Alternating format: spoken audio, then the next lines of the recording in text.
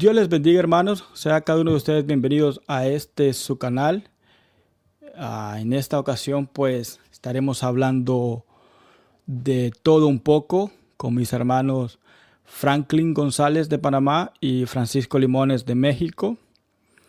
¿Verdad? Estamos acá, como dije, para hablar de todo un poquito. No es un tema en especial. No sé qué pasó con Francisco, se quitó. Bueno, seguramente ya va a regresar. Hermano Franklin, bienvenido al canal. Primera vez que lo tenemos por acá. Qué bendición. Gloria a Dios, hermano Saudi. Bendiciones para usted y para todos los espectadores, los suscriptores de su canal. Es un placer estar por acá. Amén, amén, hermano, amén. Gracias por aceptar la invitación. Aquí está el hermano Francisco otra vez. Hermano Francisco, ¿nos escucha? ¿Todo bien? ¿Todo bien? ¿Nos escucha? ¿Tiene su micrófono apagado, Francisco?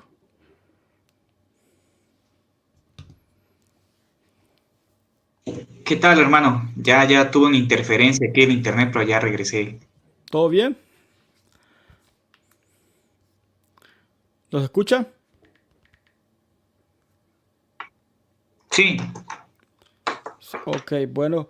Bueno, el hermano Franklin ya dio su saludo. Ahora pues le toca a usted dar su saludo. Bienvenido, hermano Francisco. ¿Cómo se encuentra? igualmente bendiciones, hermanos, buenas noches, que el Señor los bendiga a cada uno de ustedes. Me siento muy alegre, muy contento de estar nuevamente aquí con mis hermanos Saudi Contreras y mi hermano Franklin. Es un privilegio, un honor estar aquí. Y estaba al principio con ustedes en privado, pero creo que mi internet falló y me sacó y pues tuve que volver a ingresar. Pero aquí Sí, estamos, hermanos. Aquí estamos muy sí. contentos para conversar. Sí, eso pasa, eso pasa. No, muchas gracias a usted, hermano, por aceptar la invitación y pues estar acá. Como dije al principio, no es un programa sobre un tema en específico, sino que vamos a hablar pues de todo un poco, ¿no? Quiero saludar a todos los hermanos que están en el chat, hermano Mike Camargo, el hermano Wilfredo y la hermana Lidia. Bien, pues queremos empezar hablando sobre de lo que va a este canal, libros, ¿no? Aquí hablamos de libros en serio. Entonces, hombre, ¿qué estamos leyendo? Esa es una pregunta que muchos hermanos me hacen. O son muy directos y me dicen, hermano Saudi, ¿qué libro debo leer? ¿O qué libro me recomienda usted para estudiar historia de la iglesia en los primeros 5 siglos? Hombre, le digo yo, te puedo hacer una lista, le digo. Y lejos de la lista, lo caro que son muchos de ellos, la mayoría. Eso es lo más complejo. Entonces, hasta este momento no hay un libro en específico, unicitario, hay que recalcar. Pero yo creo que hay libros muy buenos como el Literatura Patrística de Fedalto, Di Bernardino y Simonetti. Pues los tres son eruditos y es un libro muy completo. La verdad que es un diccionario, tiene más de 1400 páginas. Si no me equivoco, el hermano Franklin lo compró, lo tiene y es un gran libro, ¿sabe? Entonces no podría yo decir este libro unicitario como tal, pero pues ahorita me encuentro leyendo ese libro, sí, ese mero. Me encuentro leyendo ese libro, me encuentro leyendo a Kelly. La verdad que me encuentro leyendo todo. Estoy leyendo todo y bueno, ¿qué podemos decir, no? Cuando uno quiere traer una investigación, pues le toca, ¿no? Leer aquí, leer allá y pues es lo que hay. Pero por ahorita, como digo, estamos leyendo bastante ese de literatura patrística, a Kelly y pues también estuve estudiando sobre este punto, sobre esto, que es una homilía monarquiana del siglo II. Mañana lo estaremos presentando. Bueno, si trataré de hacerlo mañana, porque no he terminado las diapositivas, y si no será el miércoles, ¿no? Entonces, la homilía monarquiana del siglo II es realmente una joya, la verdad. Son cosas que están escondidas y interpretadas por los trinitarios y se les han atribuido a gente de la teología de Logos, pero ellos mismos dicen, es imposible que estos de la teología de Logos escribieran de esta forma. Para ellos, para los de la teología de Logos, dicen, esta teología que está plasmada en esta homilía sería herética. Entonces se la han atribuido a gente de la teología de Logos que, hombre, de verdad está tan lejos de allí. Pero créame que será una gran bendición poder conocer este escrito, ¿no? Que es, como dije, absolutamente pues monarquiano. Entonces mañana estaremos hablando de esto, primero Dios mañana, y si no, pues el miércoles.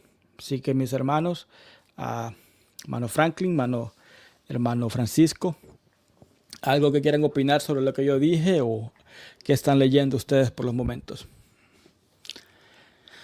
Sí, hermano, es interesante para nosotros. De hecho, yo, como lo sigue usted ya hace más de un año, todos los datos que usted daba, yo trato de conseguir los libros. De hecho, tengo el de Prisciliano de Ávila también, que es muy bueno.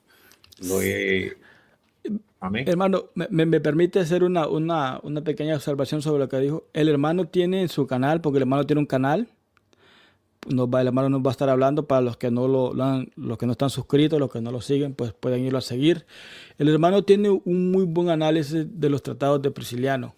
De hecho, así fue como llegué al canal de él, por los tratados de Prisciliano. No sé cómo me apareció y dije, oh, entonces vi que era este hermano y dije, oh, este hermano es unicitario y el análisis que hizo era muy, muy bueno. Así que le recomiendo el canal también y ese análisis que hizo sobre Prisciliano de Ávila. Continúa, hermano.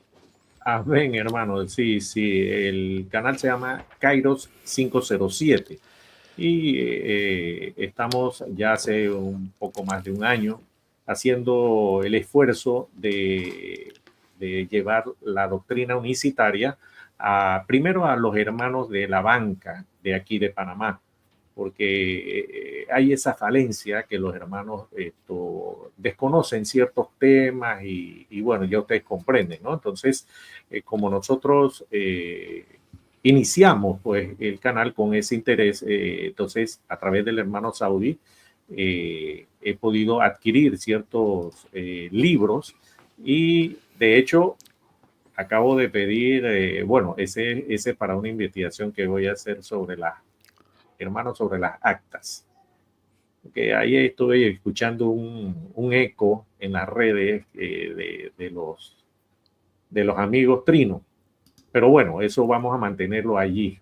Y estamos en este momento también leyendo mucho sobre los rollos del Mar Muerto, todo ese material que hay y todas las referencias que incluso hacen referencia a Flavio Josefo, que como Flavio Josefo, como buen fariseo, él no iba a dar ciertos detalles hacia los judeocristianos en ese momento.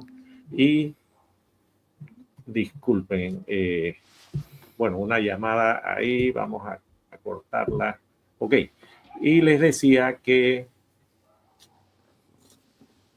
estamos haciendo leyendo esa información, y hay mucha información, apreciados hermanos, mucha información. Estoy leyendo un libro de F.F. Bruce y de la doctora Lía tiene un nombre extraño, es paraguaya, algo así, pero el libro es de 1960, algo así, y lo tuve que adquirir o conseguir en PDF y estoy sacando mucha información acerca de ello y relacionándola acá y dando a conocer entonces toda esa relación hacia la unicidad de Dios, porque todos sabemos que muchos se dan golpes de pecho que ellos son los reformados, vamos a hablar con nombre y apellido, los reformados, que ellos tienen historia. Digo, bueno, a muchos le digo, bueno, si te habla de 1517 hacia adelante es una cosa, pero me está hablando de siglo I, siglo II, siglo III, ya ahí entonces van bajando el tema. Y eso es lo que yo quiero alcanzar con los hermanos. Y de hecho, antes que se me pase, los invito, el día de mañana voy a estar en la iglesia Monte de Sion Martorell de Barcelona, España. Voy a conversar con los hermanos unicitarios de Barcelona y hora de Panamá, 2 de la tarde, en España es hora 9 de la noche. Ahí estaremos dando una exhortación, un pequeño mensaje sobre la importancia de la palabra de Dios. Y eso es lo que estamos haciendo hasta el momento, apreciados hermanos. Así que, hermano Limones, esto, usted no dirá ahora, le paso la guitarra para que dé su concierto, porque yo sé que usted tiene un concierto muy bueno. Bendiciones, hermano, lo escucho. Igualmente, hermano, bendiciones a cada uno de ustedes, que el Señor los bendiga nuevamente. Como reiteré al inicio, es un privilegio, es un honor estar aquí con cada uno de ustedes. Y pues Dios bendiga a los hermanos que nos van a estar escuchando. Pues bueno, mis lecturas primariamente son de enfoque teológico, especialmente concerniente al canon del Nuevo Testamento, la crítica textual, la inerrancia y la exégesis bíblica. Platicaba con el hermano Frank al inicio de este video, que me he especializado mucho concerniente a lo que es del canon, la inerrancia, la infalibilidad, la crítica textual del Nuevo Testamento, los papiros, los pergaminos, todo lo que tiene que ver con la literatura del Nuevo Testamento. Creo que es muy importante que los hermanos unicitarios también tengamos un enfoque firme y un enfoque claro de lo que queremos decir cuando hablamos de inerrancia, infalibilidad de las escrituras, inspiración de las escrituras, porque a veces los hermanos tienen un pensamiento no tan adecuado de lo que significa la palabra inspiración en el Nuevo Testamento y todo lo que abarca esas implicaciones. La historia de la iglesia es parte esencial de la formación teológica de un cristiano, pero considero que hay otras ramas también que se deben estudiar. Dentro de todas esas ramas está precisamente la bibliología, que es el estudio de todo lo que he mencionado anteriormente. Ahorita me encuentro leyendo 4 libros. Me encuentro leyendo, 2 de esos 4 libros ya los terminé. Precisamente los tengo acá. De estos 2, leí Introducción a la Crítica Textual de Han Walder, que es este libro de acá. Y que este es un libro muy, muy bueno, que ahorita voy a platicar un poco de esto. Se llama Por toxina, desintoxícate de la pornografía.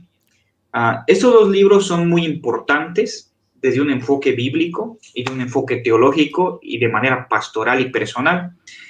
Este libro, principalmente Introducción a la Crítica Textual, te hace recordar, por ejemplo, la diferencia entre un papiro y un pergamino, cómo se estructuraba y se realizaba las primeras escrituras del primer siglo, cómo nosotros debemos tener una comprensión clara de la transmisión del texto griego del Nuevo Testamento a lo largo de los siglos. La confiabilidad de la escritura ha sido puesta en duda durante mucho tiempo y se ha respondido con buenos argumentos, especialmente la ciencia de la crítica textual. Tienen una idea mala muchas personas como que la crítica textual critica la Biblia. Aunque la palabra crítica esté inmersa en este concepto, no es la especificación de criticar la escritura, que ahorita no vamos a hablar de ese punto, pero no quiere dar a entender eso. Bueno, y de Introducción a la Crítica Textual del Nuevo Testamento te abre el panorama de la redacción de la escritura, de la transmisión de la escritura, de las variantes textuales de las escrituras y todo lo que tiene que ver con ese mundo.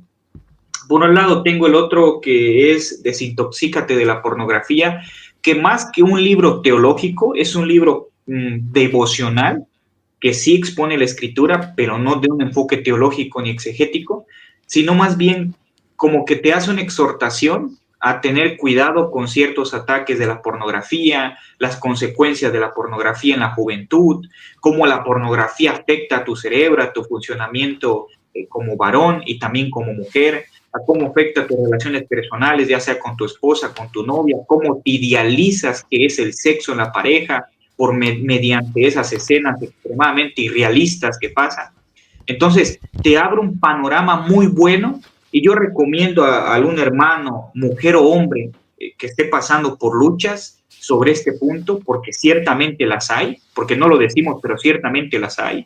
Léate ese libro, de verdad que es muy bueno, da consejos prácticos y uno de los principales consejos es no duermas cerca de tu teléfono, descarga una aplicación que lo apague a tales horas, no te desveles mirando redes sociales, puedes caer en tentación, no quedes solo con tu novio, con tu novia, bueno, un montón de cosas que expresa ese libro, pero que son muy buenos.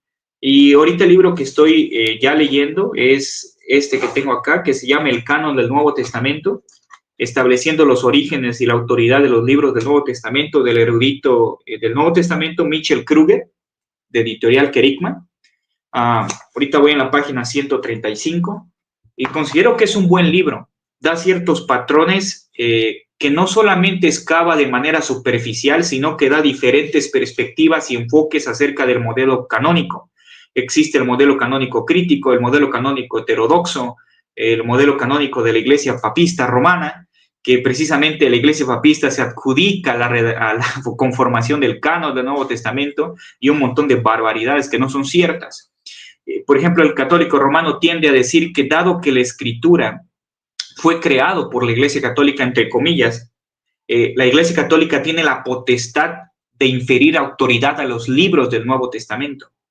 Dado que la escritura está la misma, dado que la Iglesia Católica Romana está la misma autoridad que la escritura, la Iglesia Católica le infiere autoridad a la escritura para que tenga así valor bíblico para nosotros, cosa que no es cierto.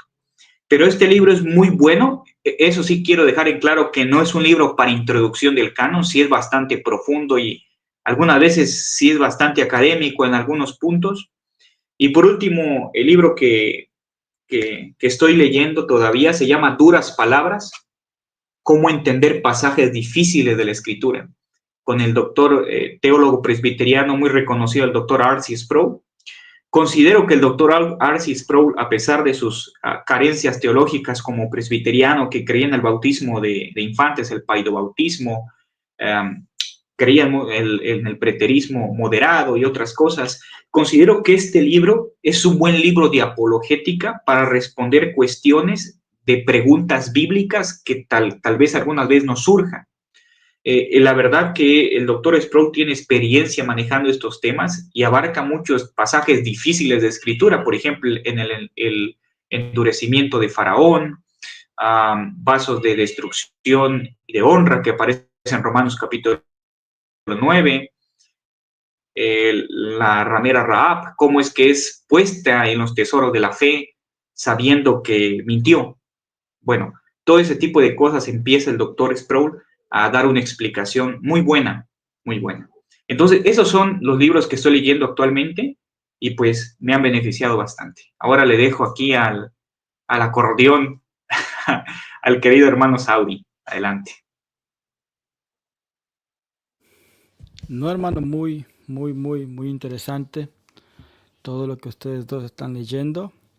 Sí tengo mi micrófono encendido, ¿verdad? Se le escucha. No, muy interesante. Y sí, concuerdo con el hermano Francisco. Debemos leer muchas cosas. Debemos de instruirnos en muchos puntos. Y aquí un hermano me hizo una pregunta. Dice, ¿por qué tu live sobre Piñero ya no lo hiciste? No lo he hecho, la verdad. Lo he pospuesto, pero sí lo voy a hacer. Es interesante lo que Piñero dice allí, creo. Al ser un erudito reconocido, pues creo que es interesante. Entonces sí, vamos a hacerlo. Tarde o temprano lo vamos a hacer. Bien. Dios bendiga al hermano siervo inútil, hermano Alex creo que es, al hermano Jonathan. Bien, Entonces, veo que hay proyectos. Esa es la idea. Esa es la idea porque yo creo, hermano, que como pueblo unicitario, pues sí es de sacudirnos ese espíritu, ¿no? De que no hay que indagar, no hay que investigar en esto, no hay que investigar en lo otro, porque eso es lo que nos ha llevado a que los trinitarios se paren en nuestra historia y se adjudiquen la ortodoxia, ¿no? Es curioso porque J. N. de Kelly, en este libro, los primitivos credos cristianos, dice que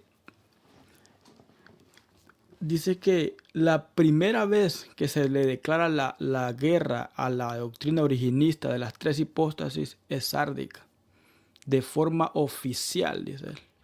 No es que ya no había guerra, obviamente ya había guerra desde siempre, desde que empezaron a decir que el Hijo era una hipóstasis distinta, ya hubo pleito. Los monarquianos los acusaban de diteísmo o de triteísmo. Si eran dos hipóstasis, bueno, diteísmo. Tres, triteísmo.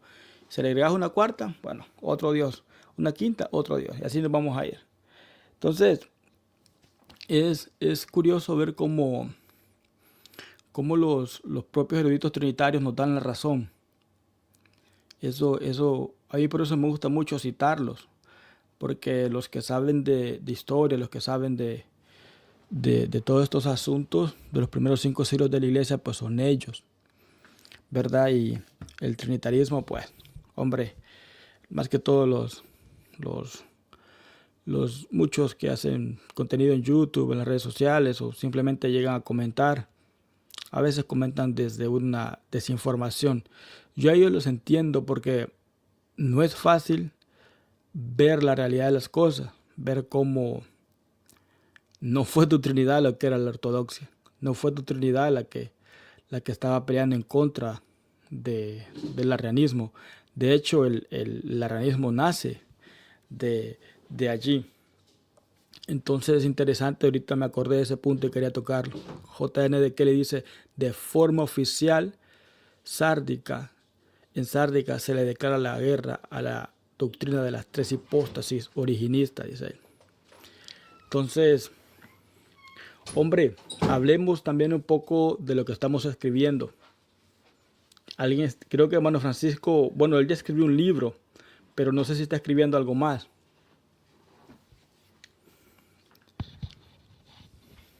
El primer mini libro que escribí precisamente tocó el tema de la bibliología en términos generales, que es inerrancia, infalibilidad, confiabilidad del Nuevo Testamento y todo ese tipo de cosas. Ese libro es una introducción básica, diría yo bastante escueta.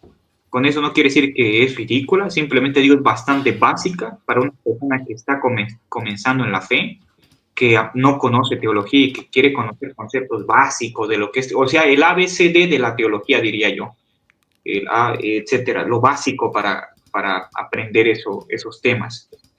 Ahorita tengo un proyecto que no tengo plazo en hacerlo, pero tengo un proyecto en mente de hacer un libro de hermenéutica y de exégesis bíblica. Tengo que planear, investigar otras cosas, conseguir nuevos materiales, innovar, pero quiero hacer un libro con una hermenéutica apostólica. Cómo nosotros como apostólicos interpretamos la escritura, no bajo una perspectiva subjetivista, claro está, ¿no? Sino objetiva, haciendo exégesis del texto bíblico, no imponiendo mi pensamiento del texto y lo que nosotros sabemos, pero que sea un libro meramente apostólico, como un recurso nuestro, que digamos, este libro lo escribí en apostólico. Creo que el hermano Jorge Medina tiene un libro de hermenéutica que se llama Cómo leer y entender la Biblia o interpretar la Biblia. Creo que el hermano pues ha hecho un buen trabajo, la verdad. No lo he leído, pero es un buen trabajo que los hermanos tengan recursos apostólicos para eso. Sí. Aparte de eso, pues, espero pues seguir leyendo, investigando. Y me faltaba, Saudi, mencionar También estoy leyendo el libro que te mencioné el día de ayer, El desarrollo dogmático de los concilios cristológicos. Es un libro Sí. básico, sí, sí tiene casi 700 páginas, pero que sí te trae la historia de los desarrollos precisamente cristológicos de la historia. Y hay ciertos datos importantes ahí de Justino que estaba leyendo. Tremendo subordinacionista es hereje, pero decía que el Vea, padre no tenía nombre y que era innombrable. Y bueno, y otro tipo de barbaridades de hombre. Pero sí, Fra- hermano. Entonces, Francisco, ahorita no sé si el hermano Franklin va a opinar algo y después doy yo mi opinión sobre un punto que tocó Francisco. Deme un minuto, me gusta la humildad del hermano Francisco. Ese es un libro básico de 700 páginas, algo sencillo. La humildad y la sencillez de él me gusta, me gusta. Al No, pueblo, hermano, perdón. diga, no, continúe. No, es que la humildad del hermano Francisco es la sinceridad con la que habla. Un Es librito de 700 páginas la un agarra en poco 3, 4 días. estrambótica esa humildad, pero ahí está. Pero bueno, retomando la seriedad del tema, esto, sabe que me he percatado en los últimos 2 meses que la labor que se está haciendo en los canales unicitarios está logrando un avance. La doctrina está volviendo a esa hegemonía en tanto en la doctrina como en los escritos. Y resulta ser que investigando o viendo en las redes los reformados, uno de Sudamérica, otros de paisanos de hermano Francisco, ya están diciendo que no están haciendo contenido porque están mejorando, van a mejorar y van a presentar fuentes y van a presentar diapositivas porque es muy fácil para ellos lanzar una falacia de autoridad y todo el mundo es cierto, ya todos sabemos lo que pasa de aquel lado. Y eso me llama la atención, me causa gracia. Digo, eso es producto porque los videos del hermano Saudi, los videos del pastor Polo, todos son tan contundentes que los ha obligado a retirarse. No sé si lo han notado.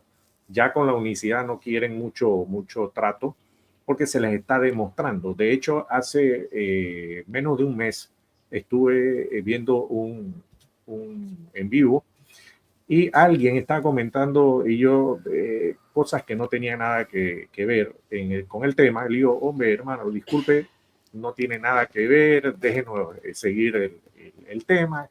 Y dice, no, que los pastores, voy a tocar un tema que, bueno, dice, los pastores son unos ladrones porque exigen el diezmo. Y yo digo, ¿usted es católico romano o es reformado? Me salió con que es católico romano a mucha orgullo. Y yo, perfecto, entonces léase su catecismo. Me da la impresión que no entiende o no ha leído. Dice, no eres un mentiroso. Ya fue la gota. Digo, a usted no lo voy a acusar de mentiroso, lo voy a acusar de ignorante. Le recomiendo que vaya a su catecismo, en la segunda parte, el mandamiento séptimo, que habla acerca precisamente de esto de las ofrendas, las limones y todo aquello. Le hace del canon 2449 al 2463. Hasta ahí le llegó el asunto y 2 días después le hice bueno, no lo mencioné, pero sí, entonces con evidencias desde 1274, perdón. Y digo, bueno, ahí está el caso de Hans Böhm, que lo eliminaron porque estaba precisamente acusando a la iglesia que exigía los diezmos y el pueblo viviendo en la miseria. Y bueno, por ahí está el video en mi canal y esa es la labor que estamos haciendo, con evidencias, y le presenté el concilio de Trento, creo que era, y bueno, dos concilios, les mencioné, con las pruebas. Entonces, eso es lo que ya están tomando ya distancia, y esa es la labor que debemos seguir haciendo. Así que eso era, hermano. Le escuchamos ahora.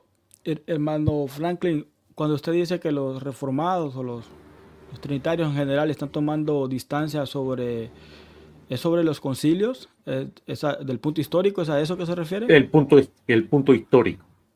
El punto histórico. Y también porque desconocen su propia historia, como este señor desconoce, y es precisamente que después, es el después que hice el pedido, recuerda que me recomendó las actas, a los 2 días empecé a ver eso, y yo, Dios sabe cómo hace las cosas, y ya vienen en camino, y ellos ya están escribiendo, parece que le dice, oye, ¿dónde estás? Que no sé qué. Dice, mira, he tomado unos días.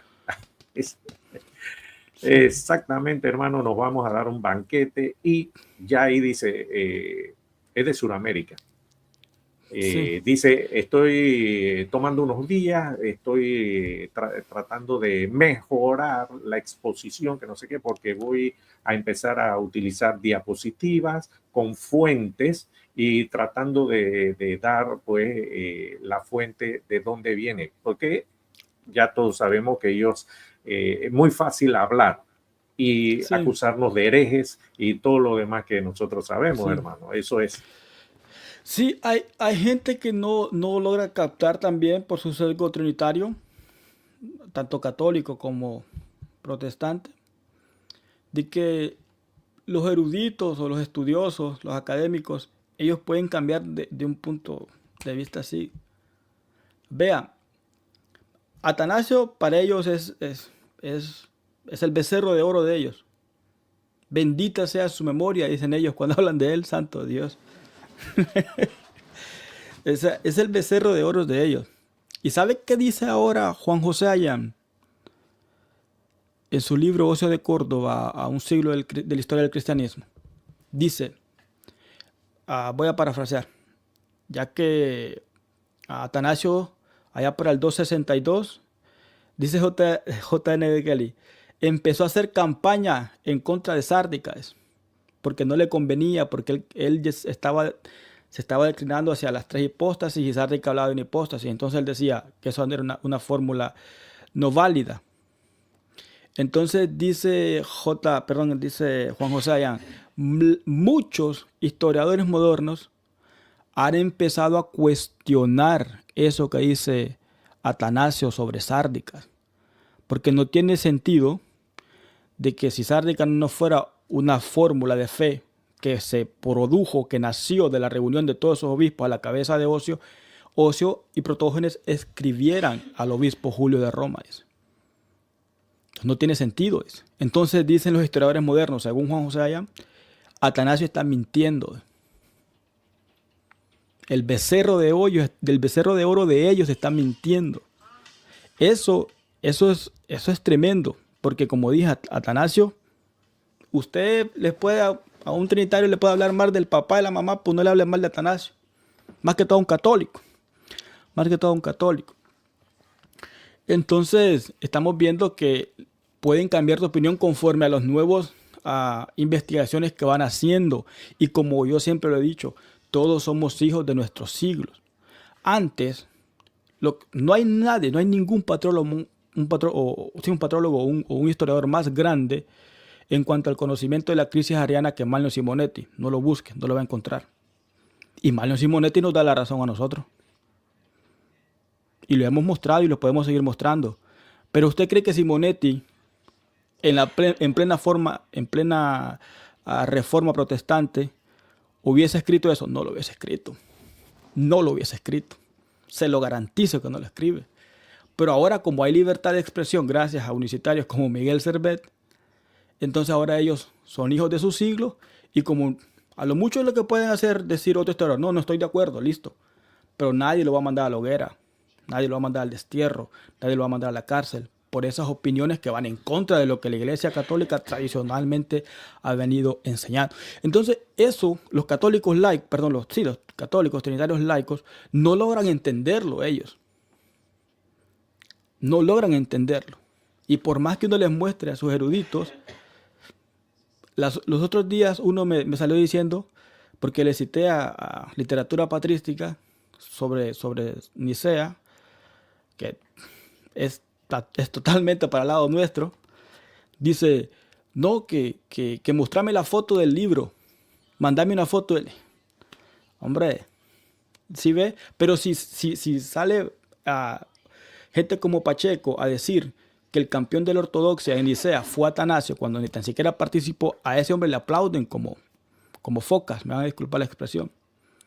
Sí, entonces a nosotros sí nos piden hasta que le mandemos fotos del libro, oiga bien, fotos de la página del libro, para que no digan que uno está inventando.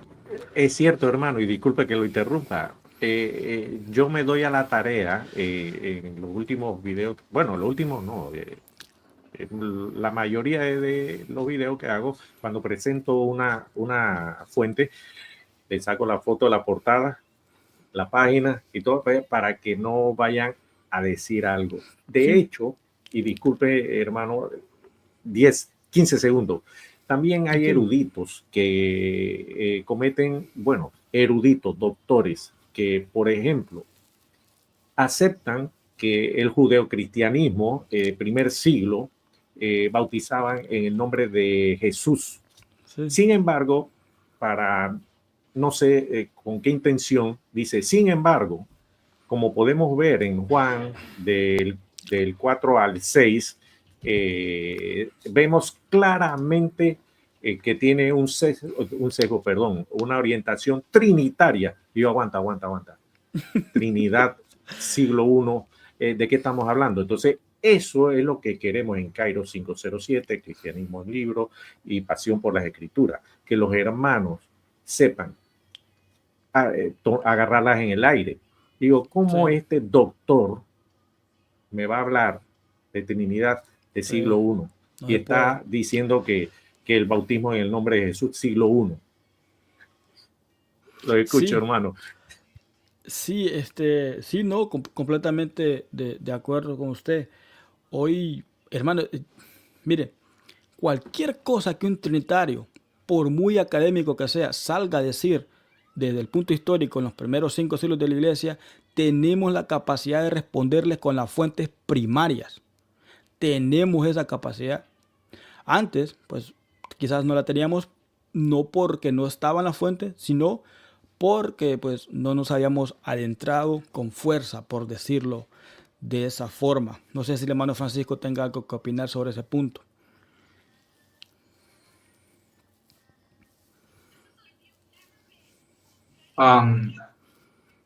Pues, ¿qué puedo decir? Creo que lo de la participación de Arrio y de Atanasio en Nicea es absolutamente negativa. De hecho, hay 4 autores que por lo menos lo descartan. Por ejemplo, Alfonso Ropero, en la introducción de Historia Eclesiástica de Eusebio de Cesarea, dice claramente: Atanasio ni Arrio tuvieron participación activa en Nicea. El propio historiador Justo L. González, en su libro Historia Abreviada del Pensamiento Cristiano, dice que tuvieron una participación nula. El libro que estoy leyendo, que se llama El desarrollo dogmático de los concilios cristológicos, se me ve el nombre del autor, ahorita me recuerdo, dice textualmente que Arrio y Atanasio no tuvieron participación activa en Nicea. Por otra parte, Javier Picás, en su libro Historia y Doctrina de los Padres Apostólicos, 4 autores y eruditos en ese campo, dice textualmente que Arrio y Atanasio no tuvieron participación activa, ni voz ni voto en Nicea. Y el problema del trinitarianismo es que ponen a Arrio y ponen a Atanasio como que ellos fueron los capitanes que dirigieron el concilio, como que pusieron las bases de la ortodoxia y como que ellos fueron los que dirigieron o alzaron la voz para debatir contra los arrianos, cosa que históricamente no es cierto. Había ciertos arrianos ahí que podemos encontrar con Eusebio de Nicomedia, y Eusebio de Cesarea también tenía tendencias arrianas. De hecho, Javier Picás, en su libro que acabo de mencionar, Historia y Doctrina de los Padres Apostólicos, menciona que Eusebio de Cesarea tenía tendencia al arrianismo. Entonces, en resumidas cuentas, creo que esa es la idea que no debemos de quitar, porque si usted analiza a los trinitarios, ellos dicen que Atanasio y Arrio participaron activamente en Nicea, Sí, y sí. efectivamente es completamente falso. Todo eso. Ese es mi Sí, comentario. sí, hermano. No sé si me escuchan. Me escucho yo repetido. Déjenme ver. ¿Me escuchan bien? Excelente. Oh, listo, perfecto. Ahora, denme un momento. Ok, listo.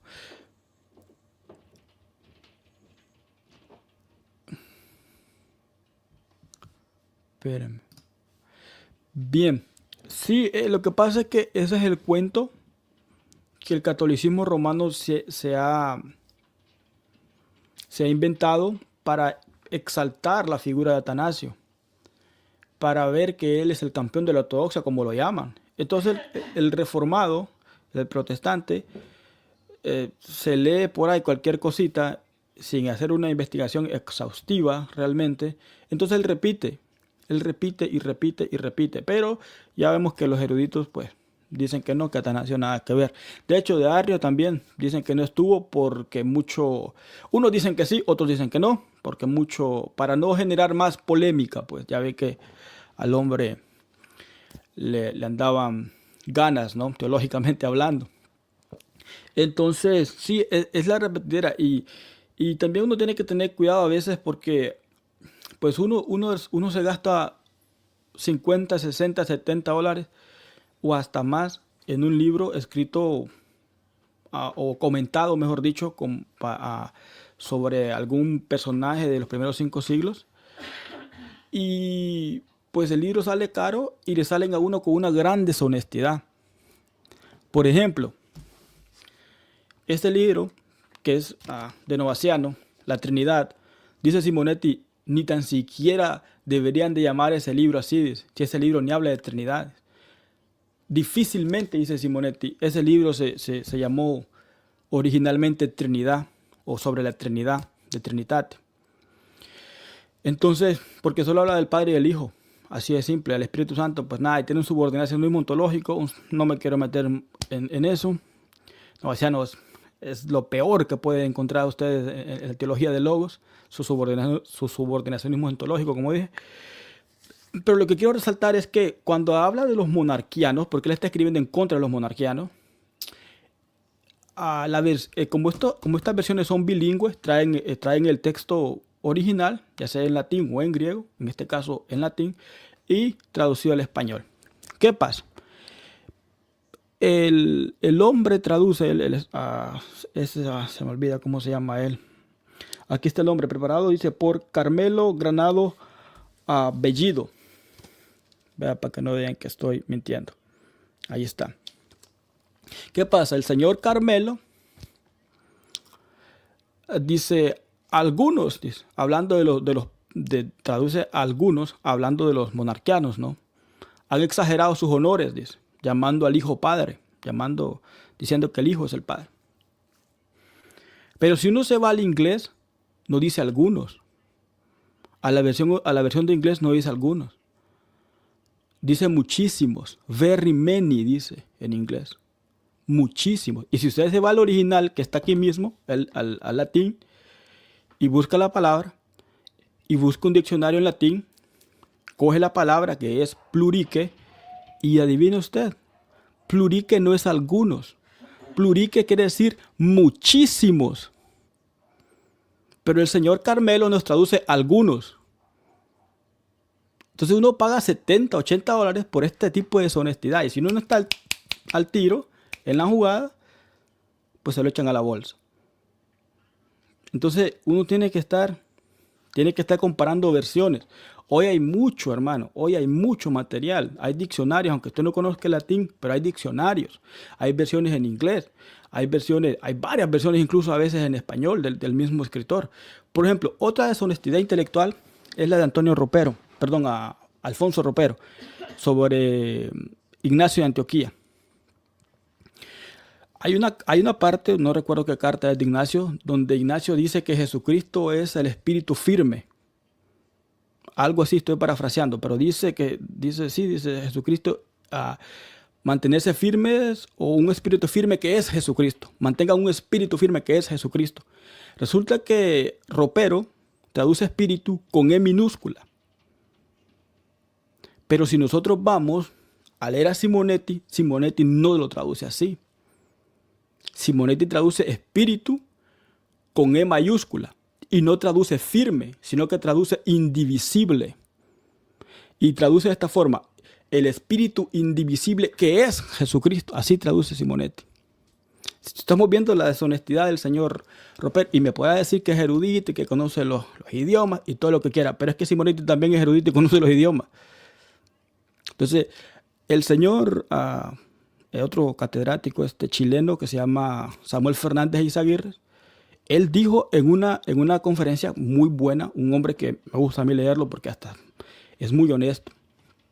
Dice él: los historiadores con su sesgo tienen un problema grave, porque muchas veces tienen que traducir logos y se van por su sesgo y traducen logos con L mayúscula, cuando debe ser traducido con L minúscula, porque el escritor está apuntando a un logos independiente del Padre, sino a logos del Padre. Entonces, toda esa deshonestidad uno tiene que estar, si no, no la capta. Y, por ejemplo, él traduce, que es de esta misma editorial, él traduce los fragmentos de Marcelo. Él traduce logos, cuando Marcelo habla de logos, con L mayúscula, con L minúscula, perdón, porque es una facultad de Dios. Es Dios hablando, no es un logo independiente, no es una persona, una hipóstasis distinta al Padre. Entonces, estamos viendo que unos son honestos, otros no tanto por su sesgo, pero a veces te venden esa deshonestidad. Tengo $80 y digo yo, por el amor de Dios. O sea, te pasaste estudiando toda la vida para ser un catedrático, para ser un erudito, y para terminar siendo deshonesto en pleno siglo XXI. Hombre, pero bueno, supongo que el sesgo, ¿no? El sesgo trinitario es tremendo. Así que sí, quería aportar ese punto. No sé si el hermano Francisco tocó un punto también que yo quería hablar sobre el subordinacionismo del señor Justino, si me lo permiten usted. Sabemos, bueno, los eruditos no se complican. Ellos dicen ese es subordinacionismo. Del 362, todo el mundo de la teología de Logos es subordinacionista hasta que llega Hilario de Poitiers. Hilario de Poitiers ya empieza a poner al Hijo al mismo nivel del Padre. Al mismo ya no está subordinado, pero de todo mundo le sirve mucho porque subordina de forma sustancial al Espíritu Santo. O sea, queda prácticamente lo mismo. Ya después vienen los capados y todo eso. Pero si nosotros nos ubicamos, hermano, en el 350 para abajo, hay una sola escuela teológica que afirma la plena deidad del Hijo de Dios, y son los monarquianos. Son ellos los que afirman la plena deidad de Dios. Son ellos. Entonces, los de la teología de Logos, todos, Orígenes, Novaciano, Hipólito, Tertuliano, Justino, etc. Todos subordinan a la segunda hipóstasis del Hijo al Padre. Unos de forma ontológica, otros no. Pero todos terminan diciendo que es un segundo Dios, que es inferior, que hubo un tiempo que no existía, que emanó. Bueno, ya sabemos. Entonces yo le pregunto a los trinitarios, que hoy creen en una coigualdad. El Hijo ya no está subordinado al Padre. Es igual, es Dios, Dios. No me lo venga a subordinar. La única subordinación que tiene el Hijo es acá en la tierra, como un hombre. Eso es lo que dicen los trinitarios. Entonces, ¿qué pasa? Si nos ubicamos nosotros en el 350 para abajo, le podemos hacer esta pregunta al trinitario. Están las dos escuelas teológicas. La monarquiana, que afirma la plena deidad del Hijo, y la teología de Logos, que lo subordina. Vos, trinitario, con tu mente que el Hijo es coigual al Padre, Dios, ¿por qué escuela teológica te decantas? ¿Por el monarquianismo que afirma la plena deidad del Hijo o por los subordinacionistas? Si yo fuera trinitario, yo me voy por el lado de los monarquianos y consideraría a los otros herejes. Pero no, lo hacen al revés. A todos estos subordinacionistas los tienen como grandes paladines de la ortodoxia, y a los que defendían la plena deidad del Hijo contra los edionitas, contra los adopcionistas, contra los arrianos, contra los judíos, contra los paganos, contra todo el mundo, eran los monarquianos. A eso sí, los tienen como herejes. Qué curioso, ¿no? Que los que defendían la plena deidad del Hijo, no, el Hijo es Dios mismo, o como decía J.N. de Kelly, que los monarquianos decían o creían, tenían la creencia muy expandida y ¿cómo dice? Que estaba muy esparcida por todo el imperio, de que Jesucristo era la manifestación terrestre del ser divino. Pero el trinitario no, prefiere irse por el lado subordinacionista. Y lo cita, es que es lo peor. Yo si yo fuera trinitario, yo no citaría a Justino, por lo menos no en el punto trinitario, lo citaría en otras cosas. Los mismos orígenes, lo mismo a todos prácticamente. Hasta que venga los capadocios y pues ya es otro tema. Ya el 360 para arriba, 362 para arriba. Pero para abajo, yo no citaría a esa gente para hablar de Trinidad. Porque un universitario que se haya leído a esa gente te va a agarrar en curva y te va a hacer tronar, por decirlo así. Entonces es curioso que los trinitarios que se creen dueños de la ortodoxia y que el Hijo es coigual, es Dios, no está subordinado, se vayan del lado de los subordinacionistas y no de los monarquianos que realmente defendían la plena deidad del Hijo. El Hijo es Dios mismo hecho hombre. No sé si tengan algo que opinar sobre ese punto, hermanos.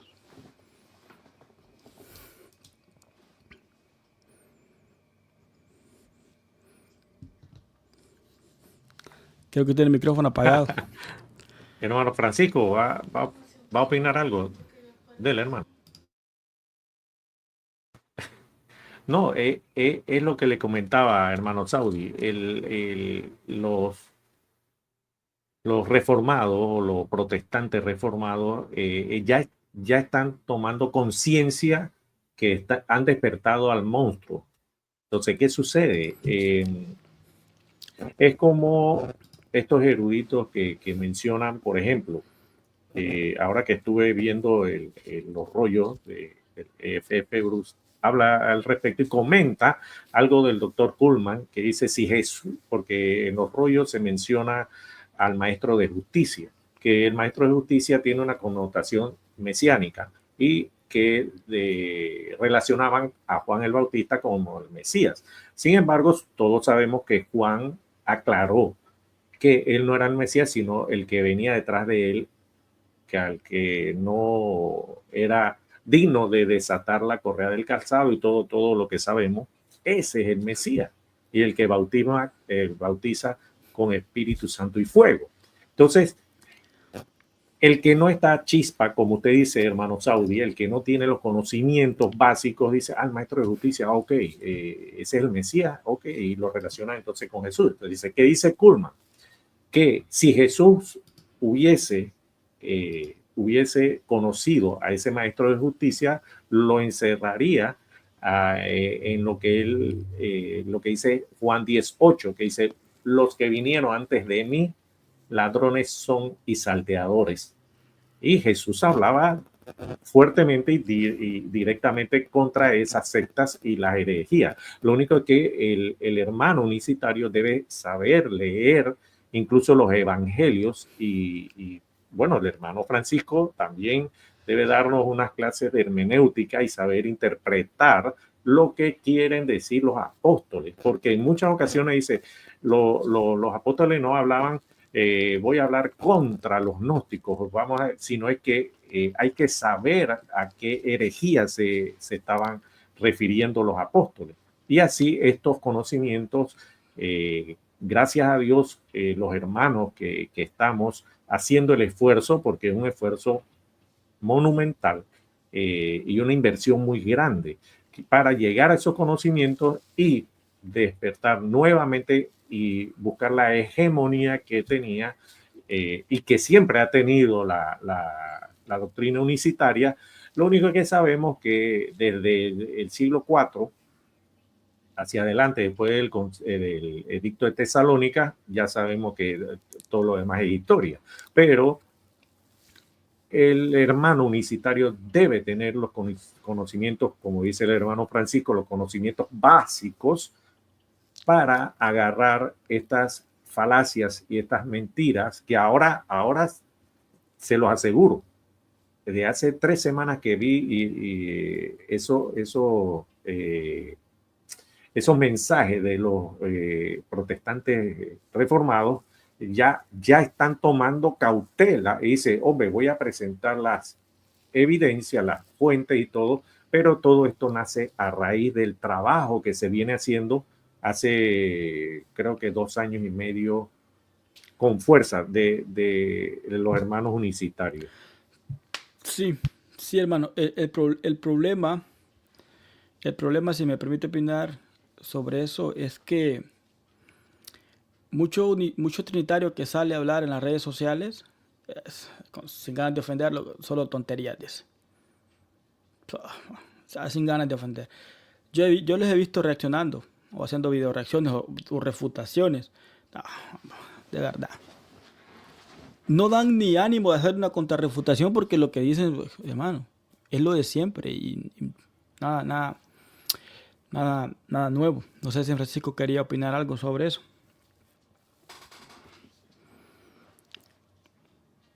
Su micrófono está apagado. Bueno, sí, ya lo prendí, gracias. Bueno, mira, hermano, Frank, algo que ha mencionado y que me parece muy interesante tocarlo es la formación en cómo entender e interpretar la Biblia. Muy lamentablemente, hermanos, hay que reconocerlo porque intelectualmente hay que ser honesto y también moralmente y espiritualmente debemos serlo. Nuestro pueblo apostólico carece de la formación necesaria a veces para entender las Escrituras, y ese es lo básico que debemos hacer. Si uno no comprende las Escrituras, uno no comprende la doctrina. Pero para entender las Escrituras debe haber ciertos patrones que nosotros tenemos que hacer para llegar a la interpretación correcta del texto. Usted mencionaba, hay que enseñar a los hermanos cómo interpretar los evangelios, pero por supuesto, hermano, y ese es algo fundamental que debemos hacer. Y en nuestras iglesias, lamentablemente, no todas, porque creo que algunas enseñan ese tipo de cosas teológicas, falta cómo entender e interpretar la Biblia de manera correcta. Mire, creo que una de las principales cosas que debemos hacer para entender el Nuevo Testamento es comprender el contexto histórico, geográfico y cultural donde se desarrolla el judio-cristianismo del primer siglo, sus usos y costumbres, su vocabulario, sus modismos, etcétera, etcétera. Eso es parte importante al momento que nosotros nos acerquemos al texto bíblico. Cuando uno va al Antiguo Testamento, uno debe interpretar respecto a su género que está en el Antiguo Testamento, la literatura sapiencial, la literatura poética, de sabiduría, la literatura histórica narrativa, la literatura profética, la Torá, la ley, etcétera, etcétera. Las figuras literarias que en ellas se encuentran, la hipérbole, la sinécdoque, la metáfora y, bueno, en fin y al cabo un montón de cosas. En el Nuevo Testamento sucede lo mismo. Hay epístolas pastorales, epístolas generales, la narración de los evangelios que son biografías de la obra y la vida y la persona de Jesús, cómo interpretar sus parábolas, conocer bien las escrituras. Bueno, y todo ese proceso hermenéutico es un proceso que lleva tiempo, sí, pero que debemos hacerlo para entender las Escrituras. Por ejemplo, una de las principales herejías que el Nuevo Testamento atentaba era precisamente los gnósticos, de los que el apóstol Juan llama anticristos. A veces cuando un hermano se va en el contexto de Juan, piensa que el anticristo se refiere en ese contexto histórico, que va a ser un poder político y un montón de cosas, pero en ese contexto, en ese marco teológico de Juan, se está refiriendo a aquellos que niegan verdaderamente la identidad humana de Jesús, y mayormente los gnósticos, que creían en una especie de conocimiento oculto con un bien superior y un montón de cosas así. Ese es lo que ataca Juan. Y lo que es la identidad de Jesús, simple y sencillamente, permítame, me trató Perdón, hermano, me entró una llamada. Que los docetas pensaban que solamente la identidad humana de Jesús era simplemente una apariencia. Por eso Juan dice, aquellos que no confiesan que Jesucristo ha venido en carne, este es el anticristo. En el contexto está hablando de esas herejías. No que viene y que va a haber un poder político y que el Papa es el anticristo. En ese marco contextual no se puede insertar ese pensamiento en el versículo. Y yo creo que la hermenéutica es una herramienta básica que tenemos que hacer. Mire, hermano, yo quiero concluir con este comentario. Historia de la iglesia y todo lo que he mencionado al principio son herramientas muy, muy, muy, muy importantes, de verdad. Pero el poder infalible e inerrante y la autoridad máxima es la escritura. Pero para que eso tenga eficacia en nuestra vida, debemos saber cómo entenderla e interpretarla. Porque podemos leerla, pero no entenderla.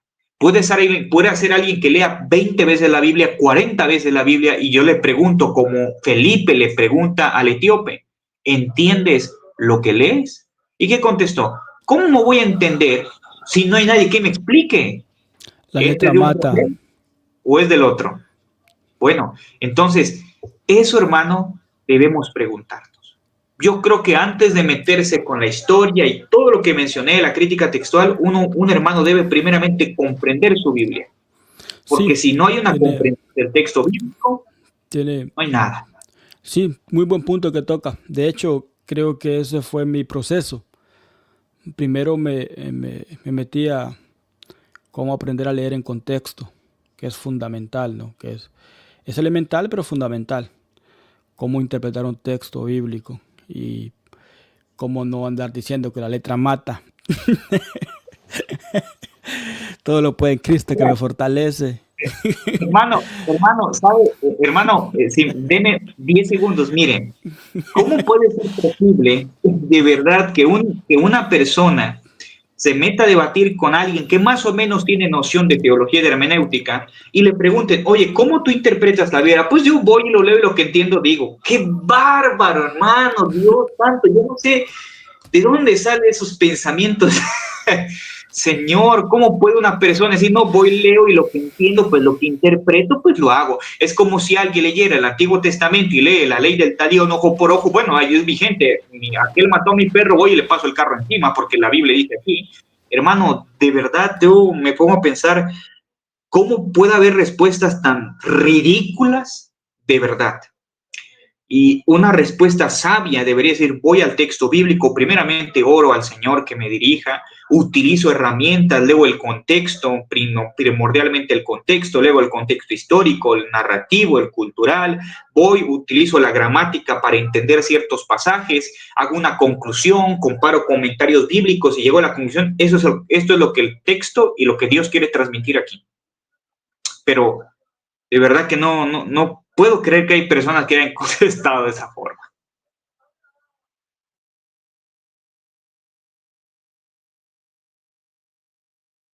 El micrófono, hermano. Perdón. Sí, no, hermano, completamente de acuerdo con usted. Si no, pues, si no estudiamos hermenéutica, si no sabemos por lo menos lo básico de interpretación bíblica, vamos a terminar diciendo que el Shema Ejad es una unidad compuesta, como muchos trinitarios por ahí.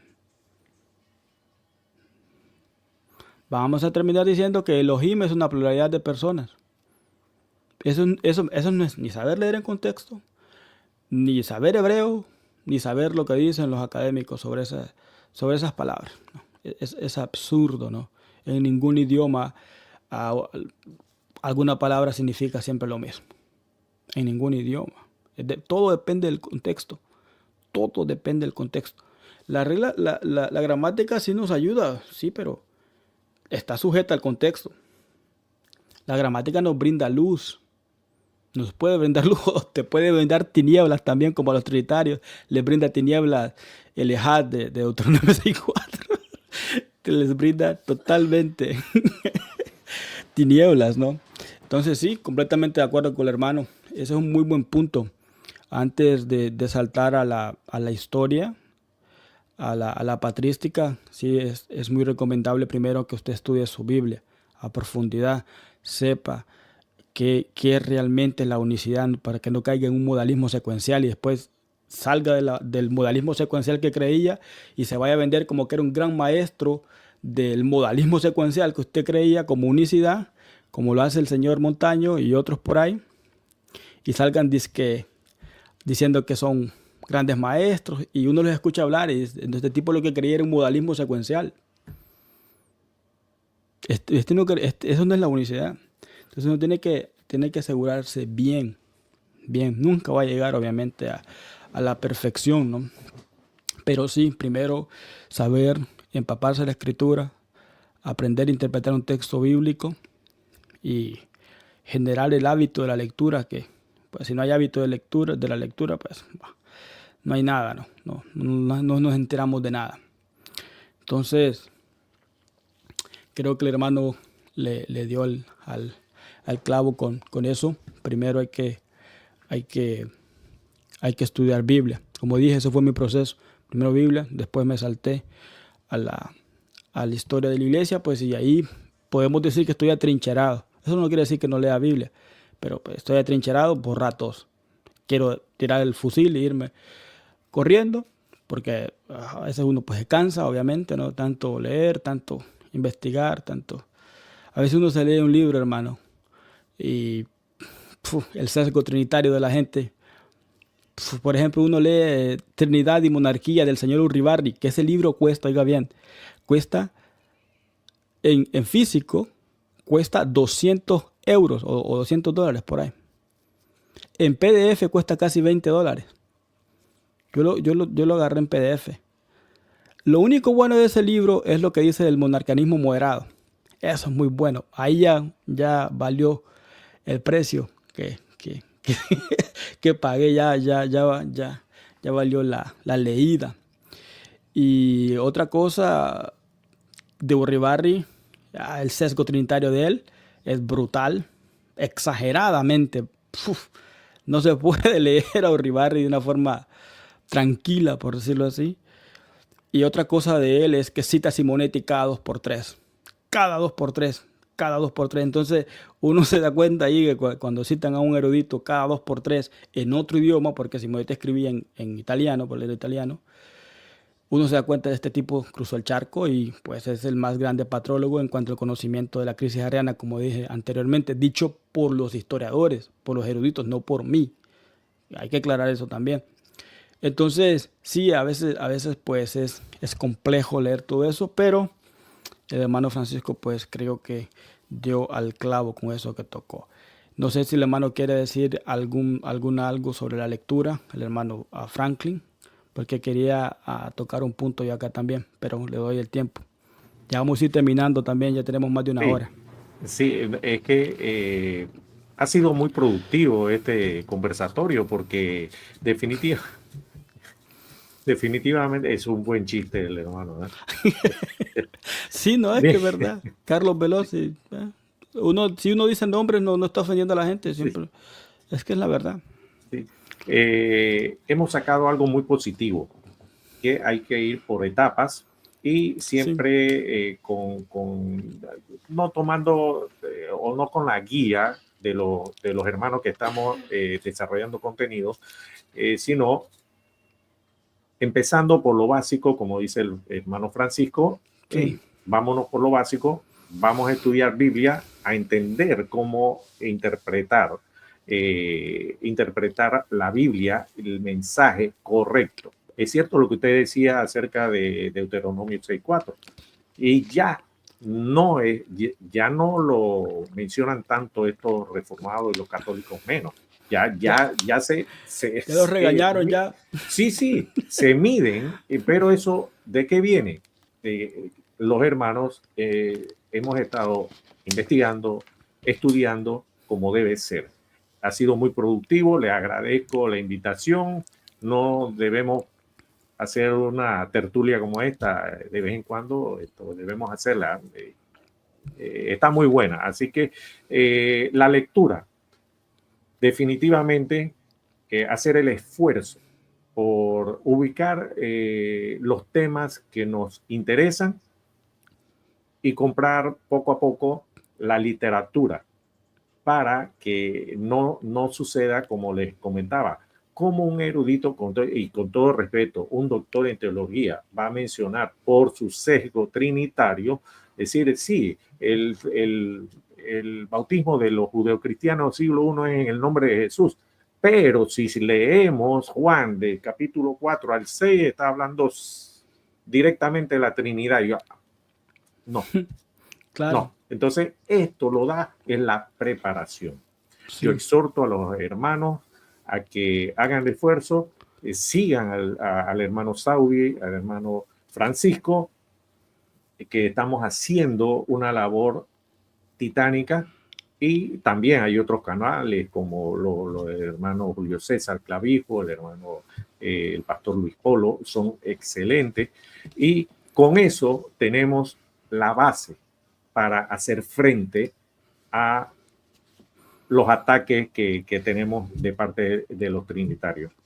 Así que Dios me lo bendiga, apreciados hermanos, y a toda su audiencia. Bendiciones. Sí, bueno, sobre la lectura yo quería agregar un poquito.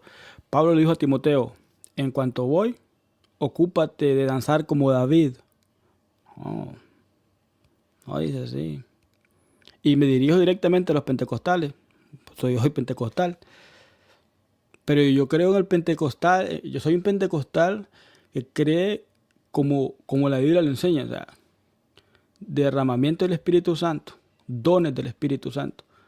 Esas pentecostaladas a mí difícilmente me las van a meter en la cabeza. Y por eso es que no le caigo bien a mucha gente, o por lo menos a más de algunos. Porque yo las cosas como soy. Yo creo firmemente en la unción del Espíritu Santo por dos cosas. Porque el texto bíblico me lo dice y por experiencia propia. Entonces, ese es el Pentecostés de que la Biblia me habla. Comunión, llenura del Espíritu Santo, dones del Espíritu Santo, predicación del Evangelio, bautismo en el nombre de Jesucristo para perdón de pecado. Todo eso está en el libro de los Hechos, en el capítulo 2. Ahí está todo eso. Todo eso está ahí, capítulo 1 y capítulo 2. Entonces, pero, como decía, entre tanto que voy, le dijo Pablo a Timoteo, ocúpate de pentecostalear. No. Ocúpate de la lectura.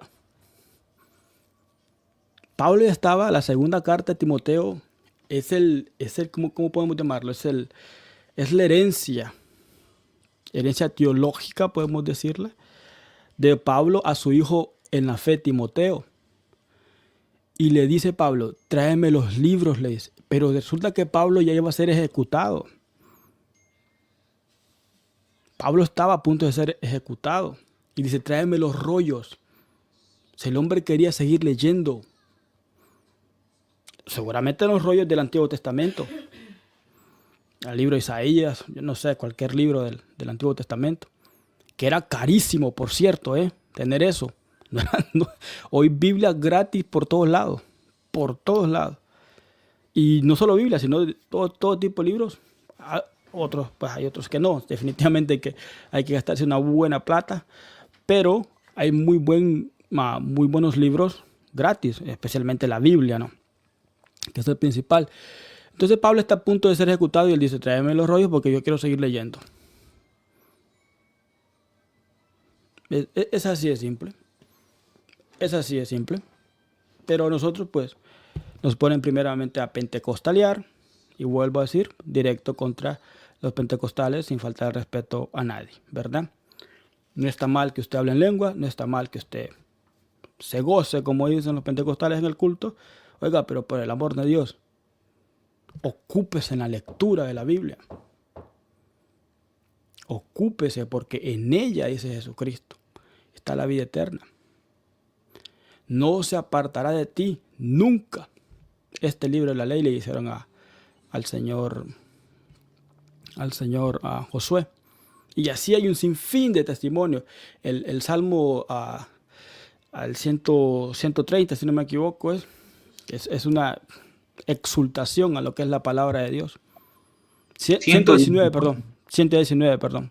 119. Estaba pensando en el verso 130 que dice la exposición de tus palabras alumbra, hacen sabio a los simples o a los tontos, para ser más directos. Sí, así que, sí, hermano, leamos Biblia. Después, pues, si queremos leer historia, pues leamos historia, pero lo principal es Biblia. Yo quería, pues, hablar un poquito también, ya voy terminando, y darle la palabra al hermano Francisco de esto. Estoy escribiendo no sé en qué va a terminar.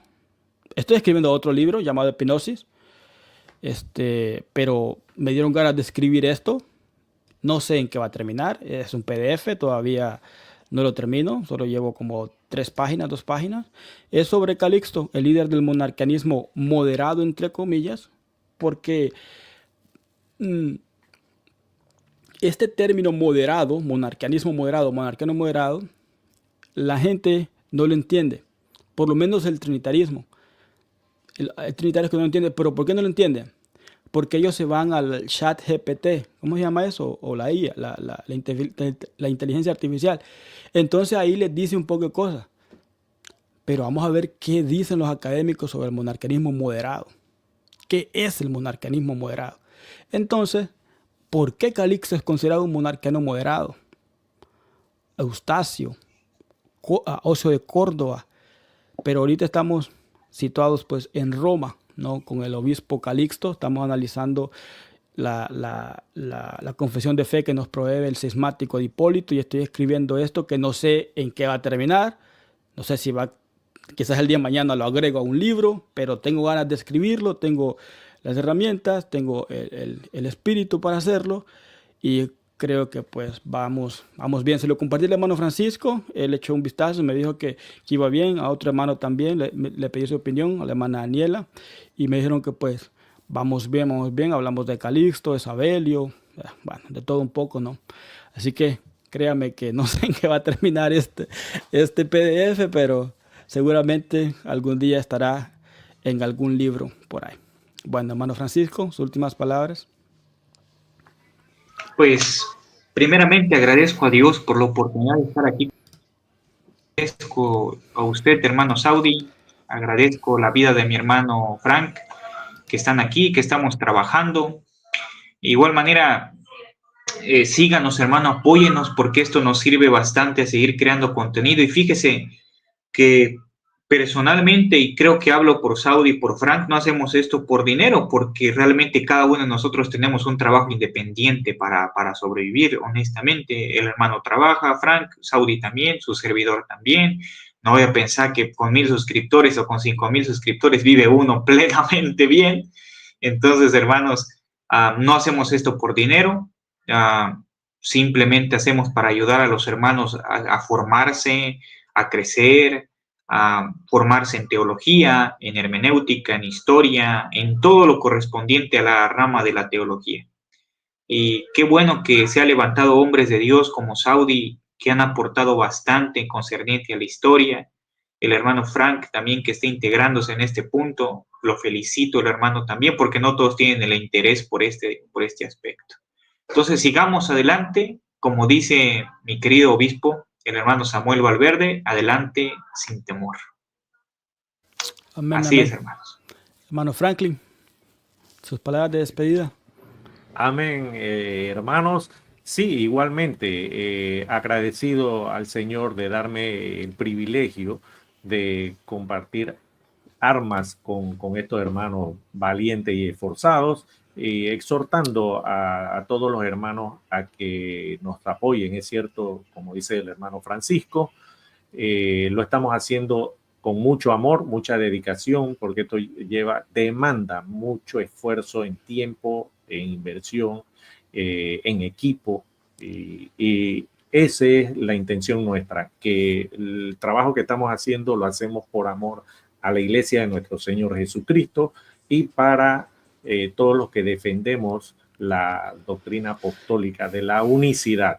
Los exhorto a seguir este camino y bendiciones al 100%, como siempre he dicho. Amén, amén, hermano Franklin, hermano Francisco, muchas gracias. A todos los hermanos les pedimos de sus oraciones, de su apoyo. Suscríbanse a los canales de los hermanos Ministerio Pasión por las Escrituras, y el hermano Kairos, el hermano Franklin es Kairos 507. Así que ya saben, apóyenlos, denle like, compartan con otros hermanos, oren por nosotros, y gracias por estar allí. Que Dios les bendiga. Nos vemos en la próxima.